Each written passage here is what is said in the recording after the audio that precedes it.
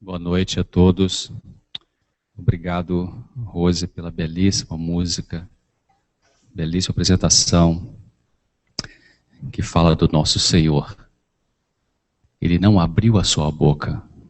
Como ovelha muda, foi guiado ao matadouro. Ele não abriu a sua boca. Jesus tinha solidão. A solidão que o Senhor Jesus tinha quando viveu aqui nessa terra tinha muito que ver com a incompreensão da luz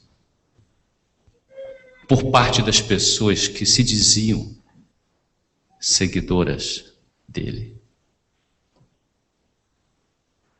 Então, queridos, o Brasil precisa de luz, né? Então, queridos, Jesus tinha uma solidão, mas ele sabia lidar bem com a solidão dele. Porque ele tinha, na humanidade dele, ele recorria ao Pai Celestial. Inclusive, se você pegar, quem é adventista conhece o livro, quem não é adventista, seria bom comprar um livro. O pessoal que é da igreja pode dizer onde você pode encontrar. Esse livro foi considerado pela biblioteca, se não me engano, de Washington, nos Estados Unidos, como a melhor biografia de Cristo. Chama-se O Desejado de Todas as Nações. Tem um capítulo chamado Getsemane. Nesse capítulo, eu já vou pedir o vídeo já. Nesse capítulo, essa autora, muito inspirada, ela disse que naquela hora de agonia em que ele estava no Getsemane, ele foi ter com os discípulos para ouvir umas palavras reconfortantes. Então, na humanidade dele, ele sentiu necessidade de ter um toque físico, alguém que abraçasse e dissesse: vamos lá, eu estou com você, vai dar certo, vamos, estamos orando. Mas chegou lá e os caras estavam dormindo. Não? E aí então ele teve, essa é uma solidão, ele teve que recorrer ao Pai Celestial. Então, é assim. Então, vamos falar um pouquinho sobre solidão hoje, como lidar com a solidão. E quando você convive com uma pessoa, seja na família, seja no trabalho, seja na comunidade religiosa, e que a pessoa não consegue enxergar certas coisas, isso é uma solidão. Ou se alguém enxerga algumas coisas nossas e a gente não consegue enxergar, isso é uma solidão para essa pessoa, né? E vocês vão receber ao final, quem não tem ainda, especialmente os visitantes, esse é um calendário que eu mandei fazer, já estamos no meio do ano, mas eu estou dando não pelo calendário, mas pelas dicas de saúde que tem aqui atrás. Comece a ter mais saúde naturalmente. Tem 9 itens, quando eu dou para meus pacientes, eu falo, essa aqui é uma lista xiita, radical, difícil. Não é radical, na verdade que não é radical, mas a gente pensa que é radical. É que às vezes nosso estilo de vida está muito mais para lá do que para cá do saudável, então a gente lê isso aqui é impossível de eu fazer. Não é impossível. Não tem como você praticar isso aqui e não ter saúde. Tá? Então vocês vão receber ao final, especialmente as visitas, um calendário. E eu queria agora que vocês vissem, talvez alguns já assistiram, um vídeo, tem menos que 3 minutos, de um menino, as crianças, não é à toa que o Senhor Jesus falou assim, de que o reino de Deus, que nos torna como uma criança, não vai entrar no reino de Deus, não é isso? Ele elogiava as crianças, ele gostava das crianças, ele deixava as crianças subir no colo dele, mexer na barba dele, no cabelo dele, ele adorava brincar com as crianças, né? Ela falava, ele fala para os discípulos e fala para nós, vocês têm que se tornar igual a essas crianças. Não no sentido da irresponsabilidade natural de uma criança, mas no sentido da pureza interior, né? Da simplicidade das crianças, da honestidade das crianças, né? Que os nossos políticos precisariam aprender, parece até que não tem filhos, né? E então, esse vídeo fala, vocês vão ver, vocês querem ver uma espiritualidade prática, é o que vocês vão ver nessa criança. As crianças, queridos, elas estão muito sensíveis ao Evangelho. São uns bichinhos assim, fantásticos, como aqueles, sabe, um dia meu netinho tinha uns 3 anos, por aí, o mais novo, ainda morava lá em Nova Friburgo, Sim, não, já tinha passado isso, eu já tinha ido para os Estados Unidos, meu filho está trabalhando no Weimar, e aí um dia eu falei para ele assim, chama-se Léo, o mais novo, e eu falava assim com as crianças, vem cá, como é que você sabe que Jesus existe? Vocês não viram? E eu falei para o Léo, como é que você sabe? Você já viu Jesus? Eu nunca vi, você já viu? Não, vô, eu não vi, mas como é que você sabe que ele existe? O Léo, apesar de ser um garoto assim, bem aventureiro, igual o pai, então mais acelerado, etc., mas ele é bem filosófico também, muito lindo isso, né? E ele parou e pensou assim, vô, quando eu brincava lá na minha casa do Cônego, que é um bairro de Nova Friburgo, eu pulava de um muro, brincava com meus amigos, eu pulava de um muro e o muro é um pouco alto, mas eu pulava e não me machucava. Eu pulava e não me machucava. Então era Jesus que me ajudava a não machucar. Então ele existe, pronto. É muito lindo isso, né? A criança tem uma coisa prática, né? Assim, não sabe analisar pela subjetividade, então vai pela objetividade. Eu não machuquei, foi Jesus. Ele acreditou nisso. Muito lindo. Então vamos ver o vídeo agora. Um menino que vai. O diálogo é o seguinte: o contexto do vídeo são menos que 3 minutos. A mãe desse menino tinha feito, acho que nhoque, batata e polvo, né? Polvo. E foi dar para o menino, assim. Parece uma mãe muito afetiva, o som da voz dela assim, é uma voz muito doce. E eu já entrei no YouTube lá, eu não costumo fazer isso, mas eu fiquei tão assim empolgado com o vídeo que eu entrei, postei lá uma, uma, uma, a esperança de que essa mãe pudesse, assim, sem querer me intrometer na vida, mas olha, que espiritualidade é linda, eu falei assim, por favor, ajude esse menino a crescer nessa espiritualidade e para isso respeite o desejo dele em relação à alimentação. Vamos ver o vídeo.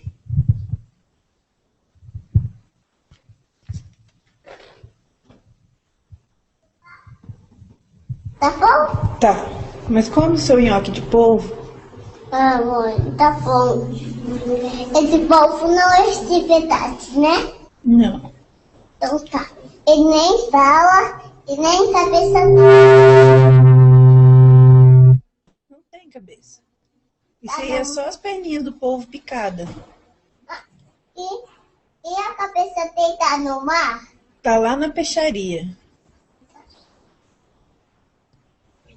O monstro cortou assim. Cortou. Por quê? Pra gente poder comer, porque senão a gente ia ter que engolir inteiro. Mas por quê? É pra comer, amor. Igual corta o boi, corta a galinha. Ah, a carinha de quem come também. Ninguém come a galinha? É os animais. É? É. Mas vamos comer o nhoque? Come a batata, então. Só batata e só arroz. Tá, Nem povo é os animais. tá bom. Todos esses são os animais. Peixe é os animais. Povo é os animais. Cães é os animais. Vaca é os animais. Porco é os animais. É. Então, quando a gente comer os animais, eles morrem. É. Por quê?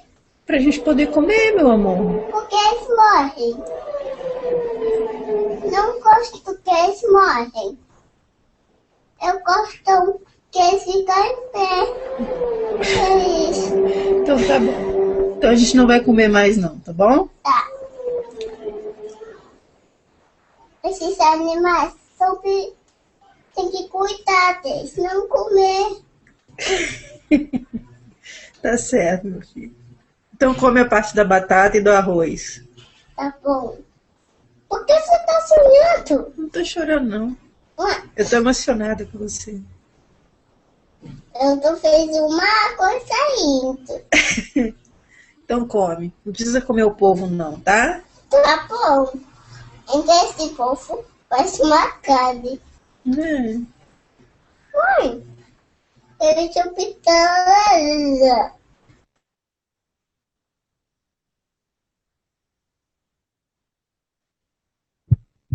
Coisa linda, né? Os animais.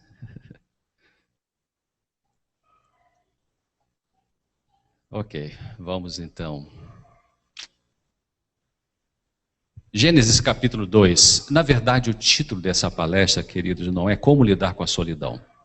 O título é maior do que isso. O título é uma pergunta. Como lidar com a solidão ou como lidar comigo mesmo? Gênesis capítulo 2, verso 18. Lá diz, Deus tinha acabado de fazer os seres humanos, que somos nós, e Deus então disse assim, ele pensando com ele mesmo, conversando com a Trindade, possivelmente, e disse o Senhor Deus, não é bom que o homem esteja só, que o ser humano, o homem e a mulher esteja só. Mas interessante, não é bom que o homem esteja só. Agora, abra sua Bíblia em 1 Coríntios, que também foi inspirada por Deus, embora não seja Deus que esteja falando, embora Paulo aqui ele reconhece algumas coisas, Paulo escreveu também, inspirado por Deus, assim, 1 Coríntios capítulo 7 e o versículo 8. 1 Coríntios 7, versículo 8. Digo, porém, aos solteiros e às viúvas, que lhes é bom se ficarem como eu, ou seja, solteiros. Mas peraí, como é que é o negócio? Olha o que a Bíblia está dizendo. Vai ficar só, não vai ficar só? Solidão pode ser um sentimento ou uma situação. Estar só não é igual a sofrer de solidão. Você pode ter a solidão por opção. Eu gosto de um psicanalista americano chamado Rollo May, e num livro chamado Eros e Repressão, ele fala de que tem pessoas brilhantes na sociedade que são solteiras, não têm sexualidade, não têm vida sexual ativa.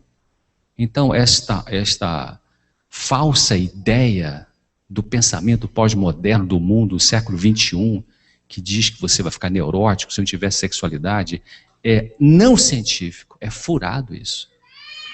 Se a sexualidade fosse essencial para a paz das pessoas e o equilíbrio emocional das pessoas, os consultórios nossos de psiquiatras e psicólogos não estariam cheios de pessoas no século XXI com trocentos tipos de transtornos, inclusive sexuais, das pessoas que praticaram muito sexo. Vamos voltar aqui. Então tem solidão que é por opção. 1 Coríntios 7, você deixou aberto, se você fechou, abra de novo. Algumas pessoas escolheram a solidão, a vida sozinho, por opção, e porque estão bem consigo mesmas. Nesse caso, a solidão não é alguma coisa doída ou sofrida, mas é agradável. Vou falar mais na frente de que todo mundo tem uma solidão, e vou explicar por quê.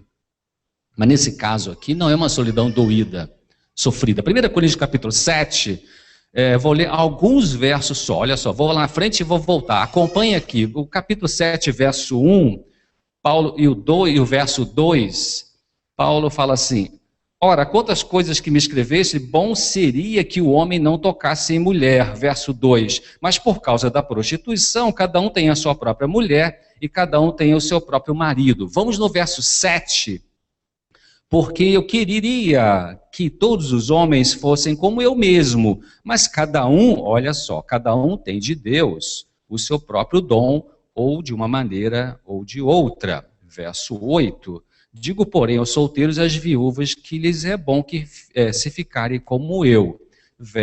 Vamos voltar ao verso 6, digo, porém, isto como que por permissão, não por mandamento. Essa é uma ideia do Paulo, é um pensamento dele. Né, que Deus respeitou e nós respeitamos, não é Deus que está dizendo, é na experiência dele.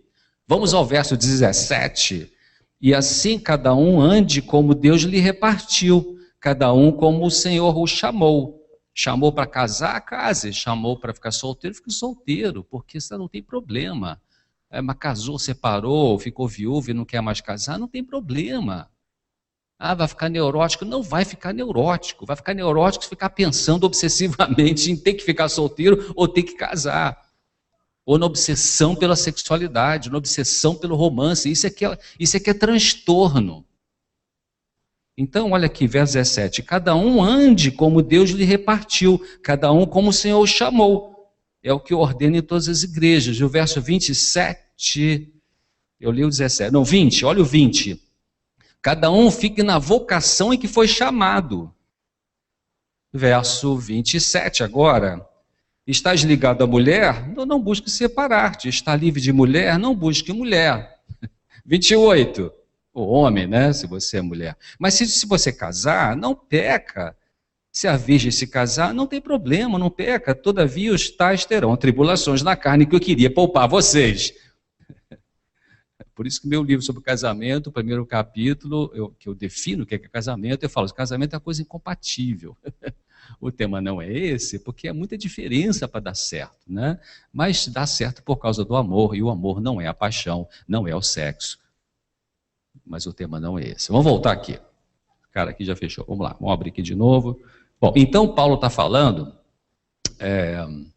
vamos ver, verso 28, ele falou isso aí, queria poupar. Verso 32, ele fala assim, bem quisera eu que estivesse sem cuidado, sem preocupação. O solteiro cuida nas coisas do Senhor, em como há de agradar ao Senhor. E o verso 33, mas o que é casado cuida das coisas do mundo, em como há de agradar a sua mulher, ao seu marido. Paulo está falando assim, para ele que tinha uma prioridade de pregação do evangelho, né, tinha uma prioridade de ser um missionário, ele o jeito dele, enfim, eu não sou pastor, não sou teólogo, né, eu já ouvi algumas questões, será que membro do Sinédrio podia ser solteiro? Não vou entrar se tem pastor aqui, não sei, mas até onde eu entendo, Paulo era solteiro, né? Bom, então essa é uma solidão por opção. Você pode optar por isso, e se Deus chamou você para ser solteiro ou solteira, sabe, fique feliz com isso, porque vai dar certo. É bom, sabe? Se chamou para casar, vai dar certo, é bom, sabe? Então, depende do chamado, né? Depende da dinâmica da emoção, do pensamento, da inserção na realidade da vida, dos seus desejos, se estiver de acordo com a vontade de Deus, e só não pode obsessionar em relação ao outro. Um segundo aspecto de solidão é a solidão com gente por em volta. Pode existir esse tipo de solidão porque pode haver o desprezo de pessoas ao redor de você, do pai, da mãe, dos filhos, do esposo, da esposa, do colega de trabalho.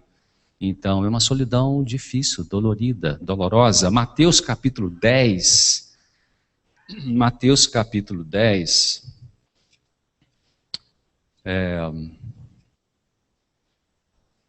aliás, teve a festa aí de Santo Antônio, casamenteiro, né? Que tem muita moça que fica fazendo as simpatias para ver se vai casar.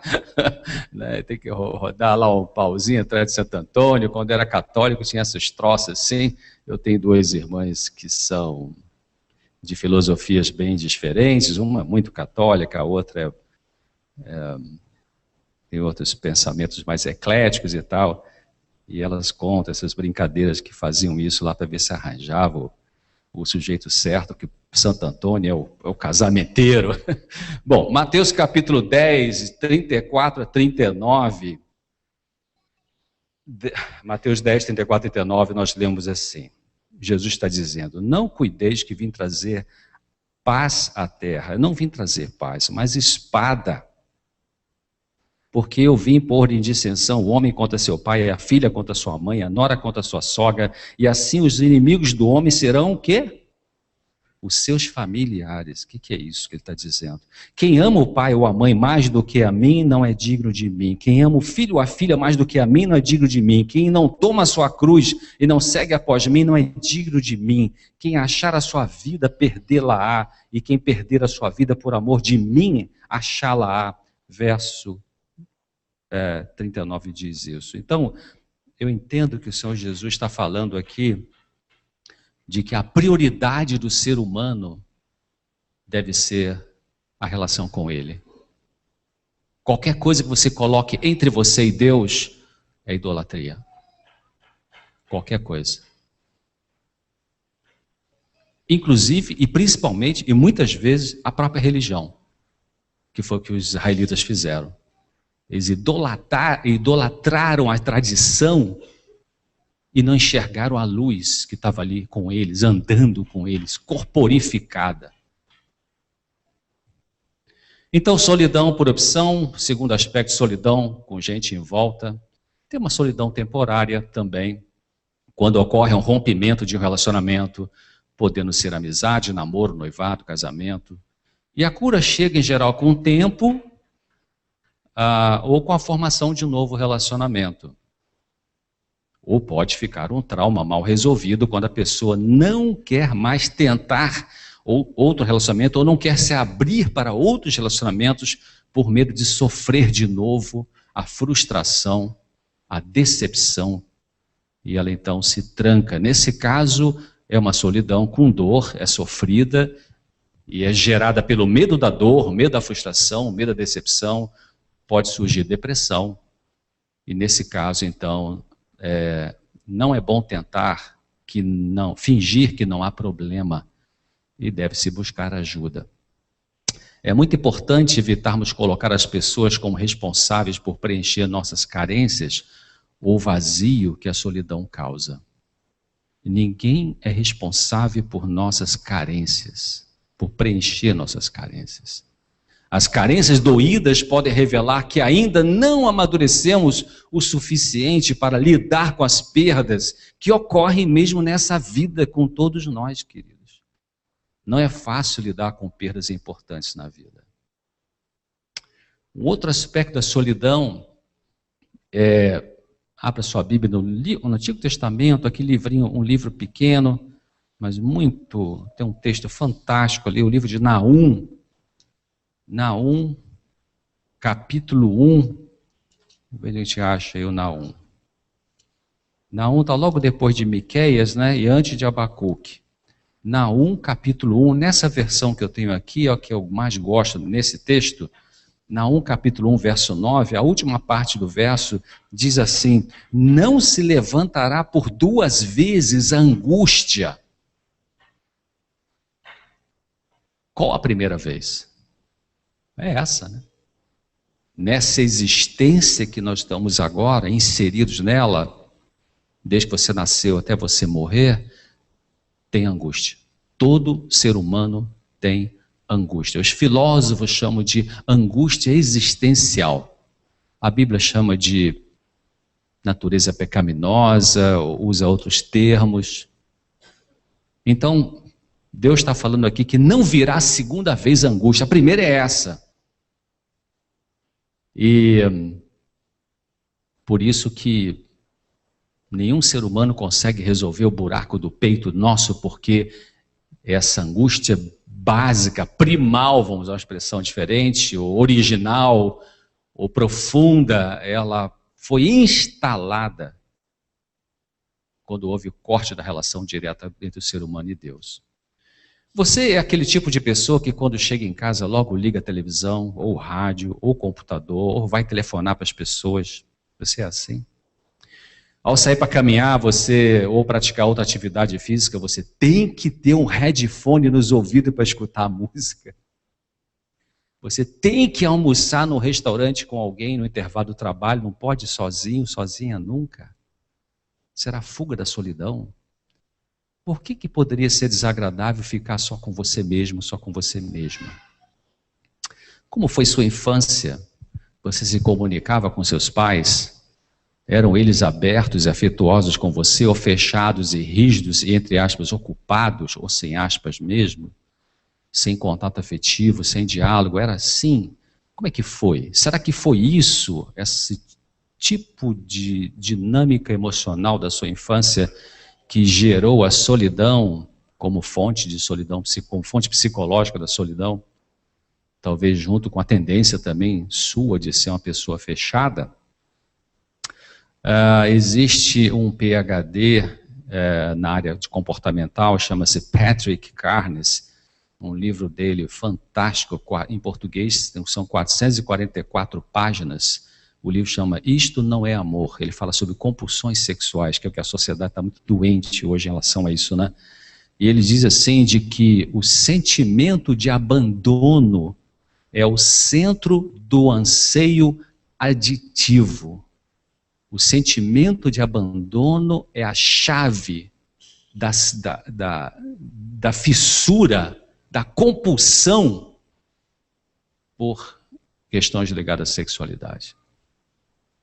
Aí um monte de mídia fica falando de você desenvolver sexualidade. Sabe, tempos atrás eu li um livro de um cardeal, Hans King, fantástico o livro dele, Freud e a Questão da Religião. Hans King foi contemporâneo com esse papa que renunciou. E ele foi meio que cortado o pescoço dele lá no Vaticano, porque uma das coisas que o Hans King questionou foi a infalibilidade papal. Aí puxaram o tapete dele. Esse livro é fantástico, Freud e a Questão da Religião, editora Veros, se não me engano. Sabe o que ele diz? Muito profundo o homem, um filósofo pensador. Ele fala assim, a sociedade está sofrendo não por causa da repressão da sexualidade, mas por causa da repressão da espiritualidade. É isso. Há tantas décadas a sexualidade está aberta, escancarada, apelos sensuais para vender, quase que até para vender Bíblia, né? E o mundo melhorou, a sociedade está mais tranquila, as pessoas não precisam mais de tratamento psicológico, é assim. Existe a solidão de origem espiritual. Gênesis capítulo 3. Gênesis capítulo 3, você sabe que a Bíblia é um livro que fala de todas as ciências, mas não é um livro com um texto de ciência. Então aparece informações científicas, só que da forma poética ou de uma forma alegórica. Gênesis capítulo 3, aqui começando pelo verso 1, fala daquela guerra que existe hoje o tempo todo, até Jesus voltar e resolver esse assunto de vez. A serpente era mais astuta, verso 1, a serpente era mais astuta do que todos os animais do campo, que o Senhor Deus tinha feito, e disse à mulher, é assim que Deus disse, não comereis de toda a árvore do jardim, é conversa de político, né? Mal político. E disse a mulher à serpente, do fruto das árvores do jardim, é do mal político, tem político bom, felizmente é a minoria, mas ainda tem. Senão o Brasil também já estava no buraco de vez.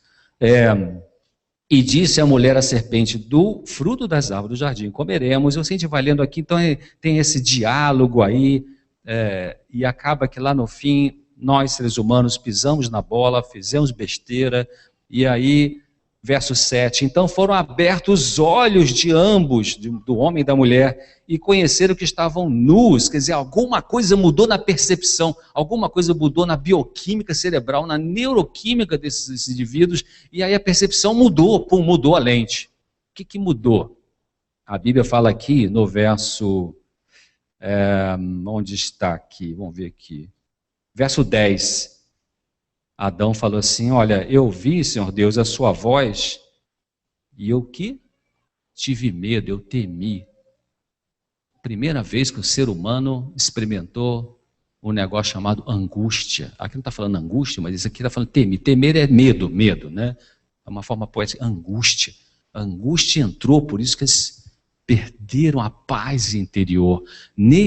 A partir daí, geneticamente, todos nós, pais, transmitimos, e mães, para os nossos filhos, esse buraco no peito, que é a angústia espiritual. Tem angústia psicológica, traumas, problemas emocionais complicados e angústia espiritual. Então é importante pensar nisso, porque senão você vai achar que a sua angústia ela é só de origem psicológica, então tem que ter alguém para resolver isso para mim. Aí vai casar 5 vezes para ver se resolve essa angústia. Não vai resolver nunca, se você colocar a resposta de toda a sua angústia na relação com o ser humano. Então você se separou, você divorciou, então não busque rapidamente outro relacionamento afetivo. É preciso viver a dor da perda, aprender a lidar com isso, com serenidade, dar tempo para pensar no que falhou, no que não acertou, que decisões no passado hoje você consegue ver, que decisões você tomou no passado que hoje você olha e consegue ver melhor e ver que foram equivocadas, que foram precipitadas, que foram ruins para você mesmo, naquele relacionamento antigo. Então, as pessoas que se separaram, se tem alguém aqui que se separou há pouco tempo, examine o relacionamento passado com objetividade. É verdade que pode ser difícil fazer isso para quem não gosta de refletir e analisar suas próprias emoções, mas é importante. A ciência fala disso.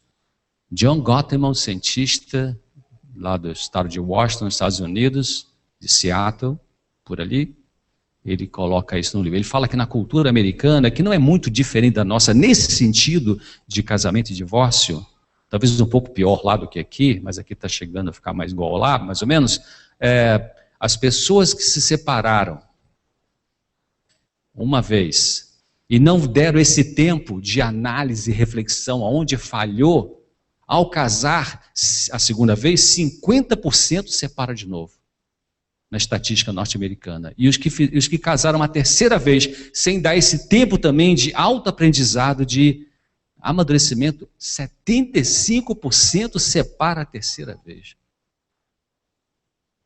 E olha o que essa autora, inspirada no livro Mente, Caráter e Personalidade, volume 2, página 617, diz assim: é em misericórdia que o Senhor Deus revela às pessoas seus defeitos ocultos. Ela fala homens, no sentido genérico, seus defeitos ocultos.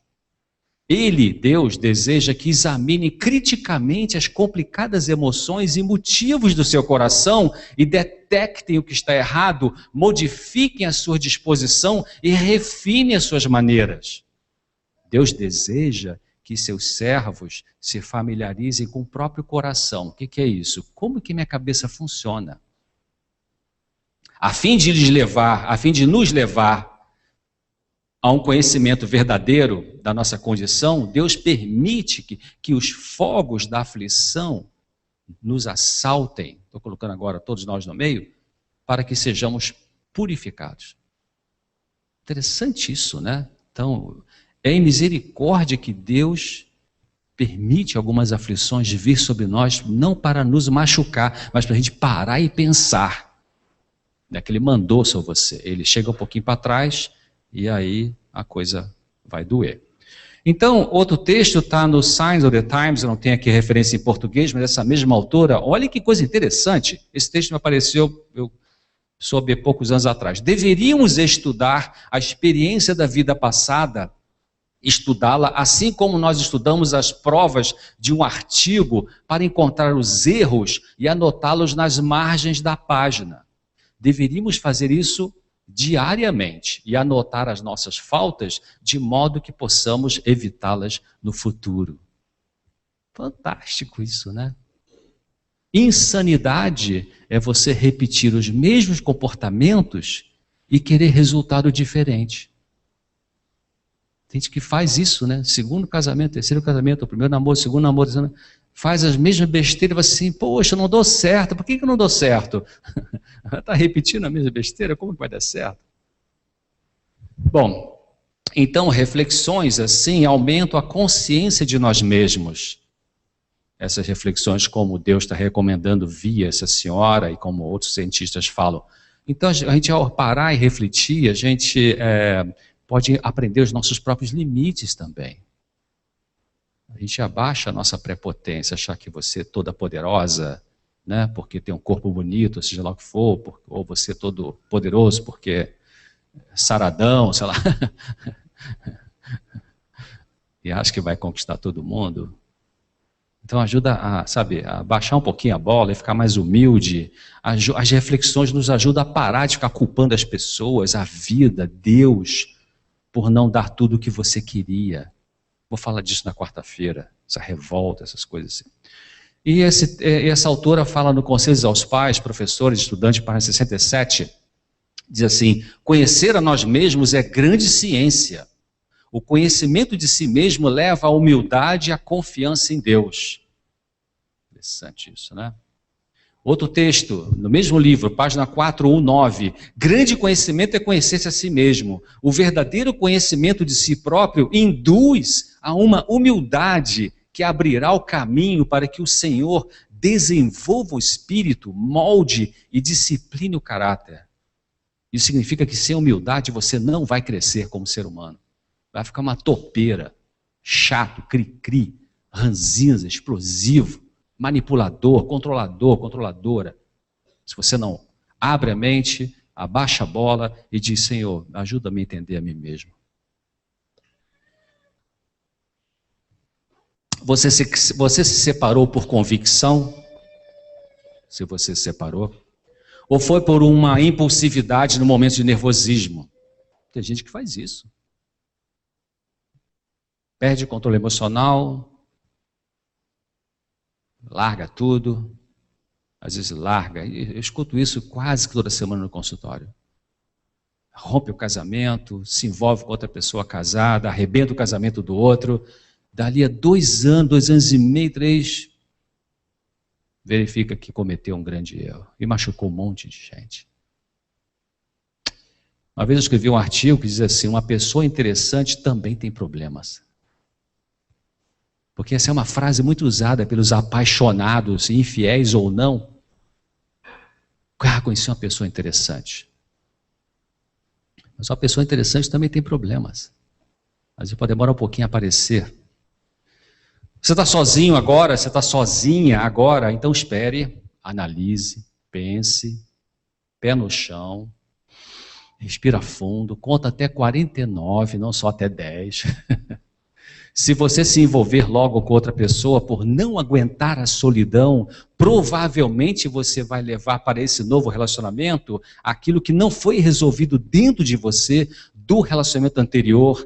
E após passar o período de paixão desse novo amor, que os cientistas falam que é mais ou menos 2 anos, os problemas iguais ou parecidos que havia no outro relacionamento vão aparecer nesse novo. Se você não deu tempo de aprender, amadurecer, resolver um pouco mais as suas carências. Por que para algumas pessoas a vida só faz sentido se estiverem com relacionamento afetivo, com romance, com sexo? Será a dificuldade de lidar com o vazio pessoal? Se é, de onde vem esse vazio, essa angústia? Evite fugir disso com compulsão para relacionamentos, compulsão para drogas, compulsão para comida, para sexo, para álcool, para dinheiro. Faça alguma coisa então, para resolver a solidão, temos que fazer alguma coisa. Ficar só por um tempo permite refletir para amadurecer. Deus mandou Moisés ficar 40 anos no deserto.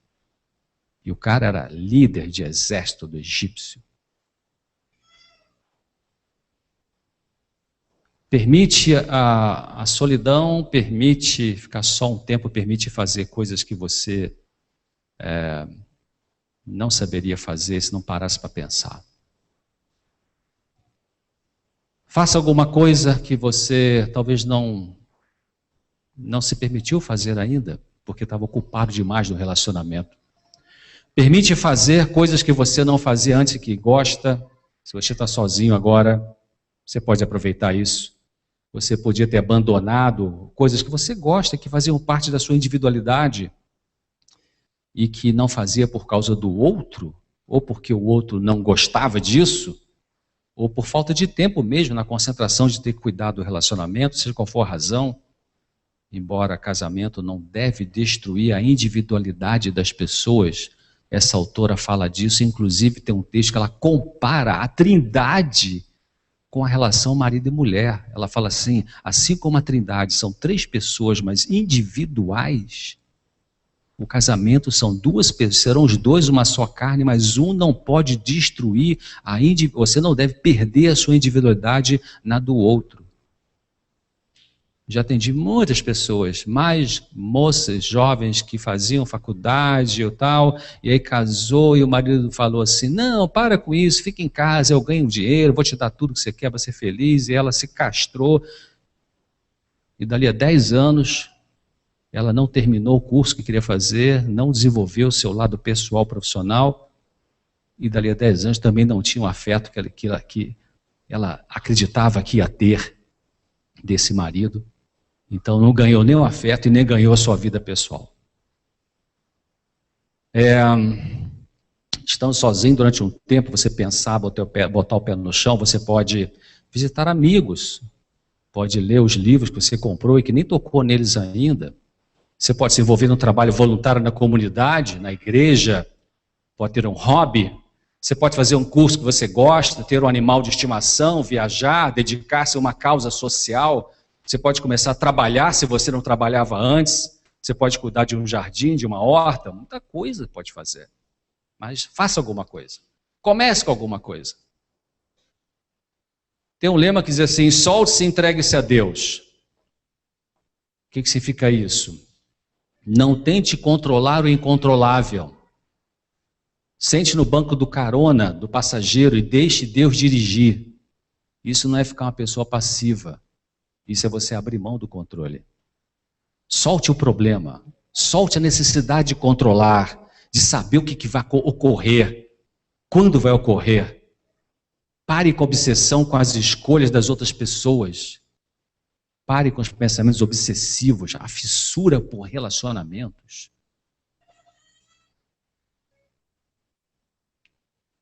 O pessoal do 12 Passos tem algumas dicas sobre só por hoje, né? Só por hoje eu procurarei fortificar a minha mente. Você pode colocar isso como, isso ajuda muito no crescimento pessoal. Olha só por hoje eu procurarei fortificar a minha mente. Estudarei, aprenderei algo proveitoso, não serei um ocioso mental, lerei alguma coisa que exige esforço, raciocínio e concentração. Só por hoje tentarei viver somente esse dia e não tentarei solucionar todos os meus problemas de uma vez só. Só por hoje tentarei viver somente este dia. Não, já falei. Só por hoje terei um programa. Talvez não siga exatamente, mas eu vou ter um programa. Eu evitarei para mim mesmo 2 aborrecimentos. Um é a pressa e o outro é a indecisão. Só por hoje eu vou exercitar meu espírito de 3 maneiras. Primeiro, vou praticar uma boa ação sem que ninguém fique sabendo, senão não valerá. Não valerá. Não bota na Novo Tempo. Segundo, farei pelo menos 2 coisas que não tenha vontade de fazer, apenas como exercício. É meio chato fazer isso. Mas a gente expande quando faz isso. E resolve alguma coisa. E terceiro, e mesmo que meu amor próprio esteja ferido, hoje eu não vou demonstrar para ninguém. Vou segurar a onda comigo mesmo e com meu Deus. Isso ajuda muito ao amadurecimento. Outro lema diz, vá com calma. Vá, mas vá com calma. Ou seja, podemos não ter todas as respostas hoje. Isso não é um fracasso, apenas uma realidade. Nem sempre temos que solucionar todos os problemas. Talvez não saibamos tudo o que é possível para hoje. Deus revelará mais quando for o momento certo. Tem um ditado que diz assim, quando o aluno está pronto, o professor, o quê? Aparece. Quando o aluno está pronto, o professor aparece. E tem uma frase em inglês que faz um sonzinho de rima, mas em português também faz. Diz assim, se você é ensinável, você é consertável. Ser ensinável é você ter a mente aberta. Ter mente aberta é deixar o espírito aberto, deixar assim, bom, da onde que Deus vai trazer uma solução, eu não sei. Isso é mente aberta. Mente fechada é Deus vai trazer solução só através do pastor da igreja do Jardim América, ou só através da lição da escola sabatina, ou só através da União Oeste, lá do canal da divisão, não sei das quantas. Isso é mente fechada. Os judeus tinham mente fechada, tão fechada que estava ali a luz da vida e eles falaram, tu tens demônio. E era o pessoal da igreja, credenciado como obreiros. Então, queridos, concluindo, não se deprecie por você não saber ainda lidar com a solidão. É preciso aceitar a sua história, aceitar as perdas, aceitar as limitações pessoais, aceitar o que seus pais não conseguiram ser e fazer com você, aceitar que você não pôde funcionar melhor e se expressar também lá atrás com eles, você não conseguiu reivindicar uma atenção, um cuidado, um carinho justos que você realmente merecia. Você também não conseguiu lidar bem com isso. Então tem que aceitar essas limitações, ao invés de ficar revoltado, e eu vou falar, então, se Deus quiser, na quarta sobre isso. A sociedade pode discriminar quem não tem tantos amigos, e essas pessoas podem ser taxadas de antissociais. Mas será que as que são alegres crônicas, vamos dizer assim, aquelas muito comunicativas, será que essas pessoas, quando chegam em casa e sozinhas e se deparam com silêncio, elas continuam naquela alegria o tempo todo? Nem sempre. Então, cada pessoa, em algum momento, seja ela introvertida ou extrovertida, vai ter que encarar a sua solidão pessoal. São Marcos capítulo 9, verso 49, eu acho que eu vou terminar em 5 ou 8 minutos. Marcos capítulo 9, vocês já entenderam o que Jesus quis dizer com essa frase aqui? Marcos 9, 49. Marcos 9, 49. Porque Jesus está falando aqui, porque cada um será salgado com fogo, e cada sacrifício será salgado com sal. O que significa isso? Cada um será salgado com fogo. Uma das coisas é você ter que encarar você mesmo. Essa autora, Ellen White, ela fala assim, o maior fardo que temos que carregar nessa vida é o eu. No livro Mente e Caráter, volume 1, 273, ela diz, é difícil compreendermos a nós mesmos, ter um correto conhecimento de nosso próprio caráter. É difícil. A gente dá umas pernadas na gente mesma. O inconsciente bota uns tossos para fora, de onde vem isso? Depois que Deus fala a sua palavra, enganoso é o coração, perverso, quem o conhecerá? Por isso que temos que submeter cada dia, um dia de cada vez, todos os dias, nosso eu, nossa vida, nosso coração, aos cuidados de Deus. Então, talvez a melhor pergunta para a gente fazer não é como lidar com a minha solidão, talvez seja como lidar com a minha companhia.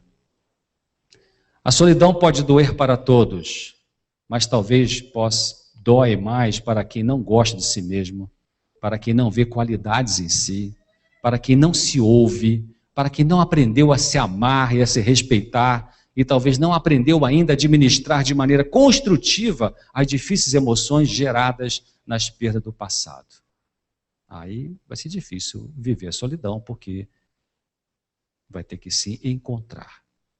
Mas, queridos, a palavra de Deus promete no livro de Samuel, e você deixa aberto em Samuel, vamos ler 2 textos em Samuel. Segundo livro de Samuel, capítulo 22, verso 33. Segundo Samuel 22, 33. Olha que lindo que Deus está dizendo para mim e para você aqui, para nós termos esperança de melhor lidar com a nossa solidão. Deus é a minha fortaleza e a minha força, e Ele perfeitamente desembaraça o meu caminho. Acredite nisso. Invista nisso, nesse relacionamento com Deus. Você pode aprender a compreender na prática o que significa. Bota o dedinho em 2 Samuel aí, dá uma viradinha para Isaías 54. Isaías 54. Então, na medida que a gente vai buscando Deus, buscando o crescimento pessoal, nós podemos aprender a compreender o que significa Isaías 54, verso 5. Porque o teu Criador é o teu marido, o Senhor dos Exércitos é o seu nome, e o Santo de Israel é o teu Redentor, e ele será chamado Deus de toda a terra. Porque o teu Criador é o teu marido, porque o teu Criador é tua esposa. Sabe, o que quer dizer isso no contexto da solidão humana que existe nos melhores casamentos? Ou nas pessoas mais produtivas solteiras. E também, com a ajuda de Deus, com a graça de Jesus, vamos poder entender profundamente, na medida que de buscar esse entendimento, gastar tempo individualmente para fazer isso, vamos poder entender profundamente o que Deus quis dizer, através de Davi no Salmo 16, 3, depois a gente vai lá no Samuel, Salmo 16, 3, Davi finalmente entendeu isso. E olha que Davi foi um cara que pintou 7, né? Ou 28, sei lá o que for que ele pintou. Salmo 16, verso 3. Digo aos santos que estão na terra e aos ilustres... Não, 16, 3... Assim, digo, é isso mesmo, 16, 3. Digo aos santos que estão na terra e aos ilustres em quem está todo o meu prazer. Eu vou dizer para vocês, é o que ele está falando, em quem está todo o meu prazer. Teve um tempo atrás que ele jurava que estava numa mulher chamada Batseba, né? E o último texto dessa noite, voltando a 2 Samuel, 2 Samuel capítulo 23, eu desejo que a gente, essa semana, com ou sem passeata, a gente pesquise, mastigue esse texto, gaste tempo pensando nesse texto, orando sobre esse texto. 2 Samuel 23, verso 5. Ainda que a minha casa não seja tal para com Deus, contudo estabeleceu comigo um concerto eterno, que em tudo será bem ordenado e guardado. Pois, olha agora o que ele diz, pois toda a minha salvação e todo o quê? O meu prazer está nele, no Senhor. É isso. Quando você descobre isso na prática interna, pessoal, profunda, pensada e equilibradamente, você lida melhor com a solidão deixa de ser dolorosa, você para com as obsessões pelas outras pessoas, pela paixão, pelo romance, e você tem serenidade. Vamos então para casa e agradecer a Deus por nos dar essa chance de nele ter uma companhia que realmente satisfaz. Amém.